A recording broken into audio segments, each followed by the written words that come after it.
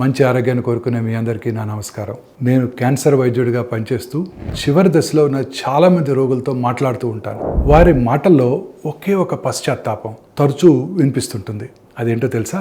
అది డబ్బు గురించి కాదు, దేని గురించో ఇవాళ మీకు చెప్తాను. ఎక్కువ డబ్బు సంపాదించి ఉంటే బాగుండేది, లేదా ఎక్కువ వస్తువులు కొని ఉంటే బాగుండేది, పెద్ద ఇల్లు కొనుక్కొని ఉంటే ఇంకా బాగుండేది అని ఎవ్వరూ అనరు. కుటుంబంతో ఎక్కువ సమయం గడపలేదని, సంబంధాలు సరిచేయలేదని, పని కోసం ఎక్కువ ప్రయాణాలు చేశామని, జీవితాన్ని ఆనందించడానికి ఆగలేదని బాధపడుతూ ఉంటారు.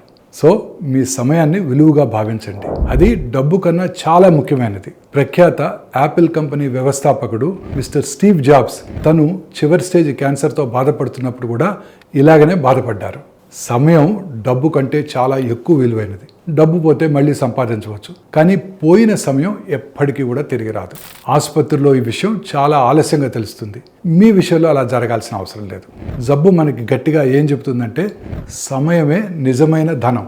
అనారోగ్యం రావాలని వేచి ఉండకండి. మీ సమయాన్ని ప్రేమించే వాళ్ళతో, మంచి పనులతో, మళ్ళీ రాని క్షణాలతో గడుపుతూ ఉండండి.